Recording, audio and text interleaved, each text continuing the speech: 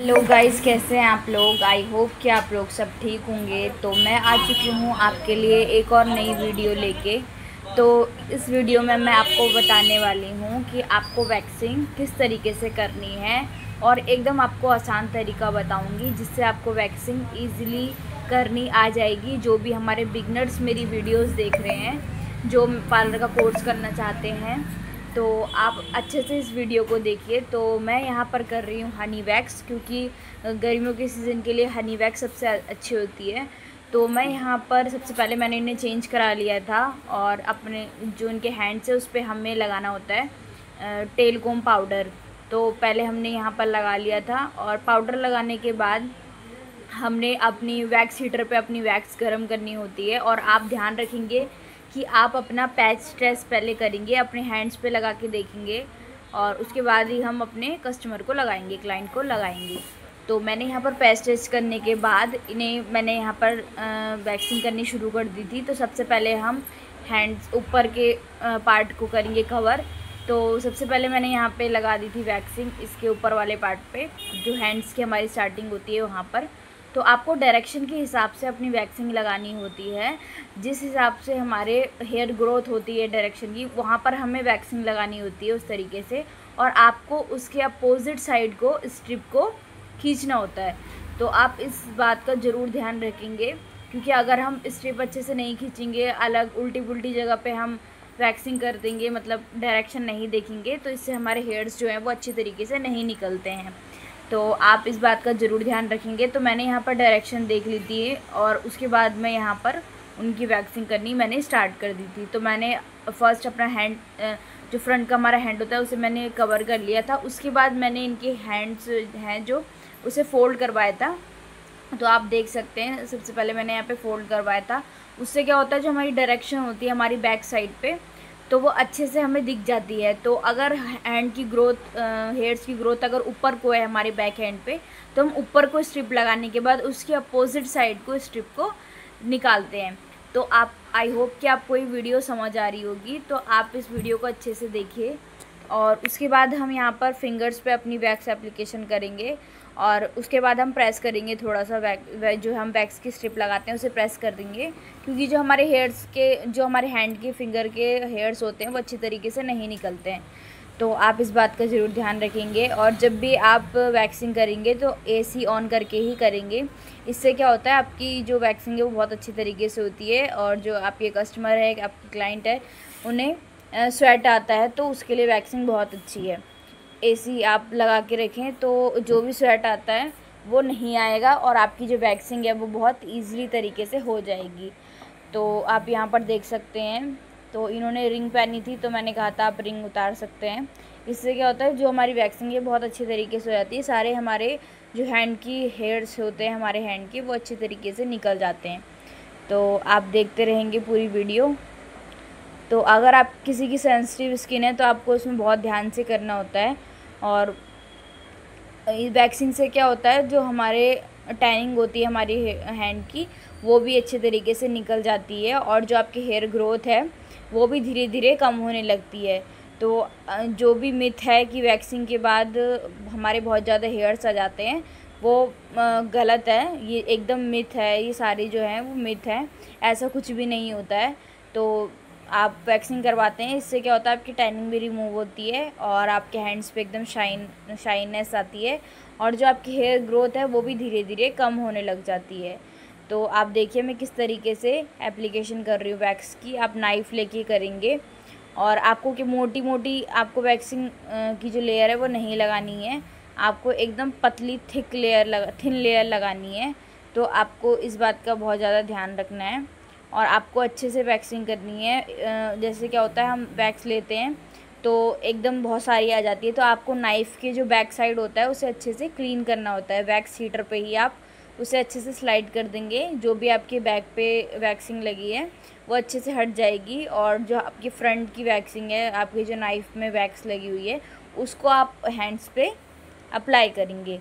तो आप टॉवल रख दीजिएगा, अगर जब आप वैक्सिंग कर रहे हैं उनके लेग्स पे हम टॉवल रख देंगे, जो भी उन्होंने कपड़े पहने वो, ताकि उसमें अगर वैक्सिंग गिरती है तो उनके जो कपड़े हैं वो ख़राब ना हो। तो आई होप कि वीडियो आपको समझ आ रही होगी। तो आप देखिए मैं कितने पतले पतले छोटे छोटे आपको पहली बार सेक्शन लेने हैं। छोटे छोटे सेक्शन से क्या होता है, हमारी जो हेयर्स होते हैं वो अच्छे से निकल जाते हैं। अगर हम बहुत सारी वैक्सिंग एक बार में ही लगा लेते हैं तो इससे हमारी जो हेयर्स है वो अच्छे तरीके से नहीं निकलते हैं। एकदम रॉन्ग तरीका है। जो भी हम वीडियोस देखते हैं उसमें मैं देखती हूँ कि बहुत सारे पूरे हाथ पे पहले वैक्स लगा लेते हैं, उसके बाद स्ट्रिप को हटाते हैं। तो ये बहुत गलत तरीका है। आपको छोटे छोटे सेक्शन लेने हैं, आपको छोटे छोटे पार्ट में मतलब वैक्सिंग एप्लीकेशन करनी है, उसके बाद स्ट्रिप से वैक्स को रिमूव करना है। तो आप देखेंगे कि मेरा हाथ एकदम लाइट चल रहा है और मैं कितने अच्छे तरीके से वैक्सिंग कर रही हूँ। तो आपको भी वैक्सिंग ऐसी करनी है। देखिए मैंने छोटे छोटे पार्ट पे लिया और वैक्सिंग अप्लाई करी, और आपको बीच बीच में वैक्स भी अच्छे तरीके से देखनी है कि ताकि क्लाइंट को गरम ना लगे एकदम। क्योंकि हम क्या करते हैं, देखते देखते वो एकदम वैक्स हीटर पे बहुत ज़्यादा गर्म हो जाती है और क्लाइंट को बहुत गरम सा हीट महसूस होता है। तो आपको ऐसे नहीं करनी है, आपकी स्किन जो है वो ऐसे बर्न हो जाएगी। आपको बीच बीच में वैक्स हीटर को चेक करना है, जो भी हमारी वैक्स है वो ज़्यादा गर्म हो गई है या मीडियम है। तो आपको ध्यान रखना है इस बात का। ये नहीं कि आप अगर वैक्सिंग करने बैठे हैं तो आपको ध्यान ही नहीं है, वैक्स आपने ऑन कर दी और आप करते जा रहे हैं, ऐसा नहीं है। बीच में क्या होता है, वैक्स बहुत ज़्यादा गर्म हो जाती है, तो बीच बीच में आप ध्यान भी देंगे इस बात पे।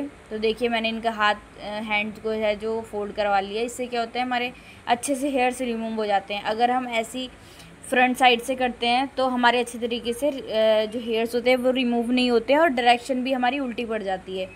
इसलिए हमने बैक करवाना है क्लाइंट का हैंड्स, और उसके बाद वैक्स एप्लीकेशन करनी है। उसके बाद उसको अपोजिट साइड को स्ट्रिप को रिमूव करना है। तो देखिए अब मैं यहाँ पर फ्रंट के उनके हैंड पे कर रही हूँ और उसके बाद मैं फिंगर्स पे अप्लाई करूँगी वैक्स, उसके बाद उसे रिमूव करूँगी। तो आप लोगों को ये वीडियो समझ आ रही है अगर, और जो भी आपकी जो वीडियोस है, अगर आपको किसी और चीज़ पे वीडियोस देखनी है पार्लर से रिलेटेड तो आप मेरे को कमेंट कर सकते हैं कि आपको मतलब किसकी वीडियो देखनी है, किस वर्क की वीडियो देखनी है। तो आप मुझे कमेंट कर सकते हैं। और अगर आप मेरे चैनल पे नए हैं तो मेरे चैनल को सब्सक्राइब करके जाएं अगर आपको ये वीडियो हेल्पफुल लगती है तो। और भी मैंने अपने चैनल पे वीडियोस अपलोड की हुई है, तो आप चेकआउट कर सकते हैं वहाँ पर।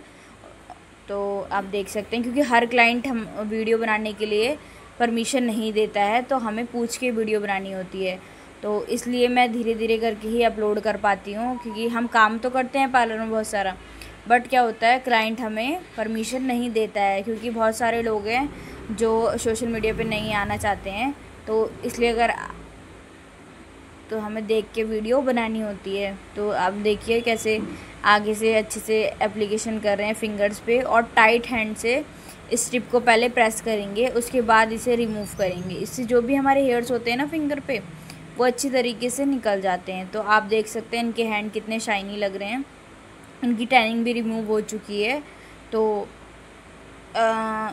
इससे क्या होता है, हमारी टैनिंग रिमूव होती है और हेयर्स भी ग्रोथ कम होती है। तो आप बता सकते हैं क्लाइंट को, अगर आपके क्लाइंट पूछता है कि हम वैक्सिंग क्यों करवाते हैं, क्यों करवानी चाहिए हमें वैक्सिंग, तो आप ये बता सकते हो नहीं कि आपकी टैनिंग भी रिमूव होती है इससे, और आपके जो हेयर ग्रोथ है वो भी कम आती है, और एक आपके हैंड्स पे शाइननेस आती है।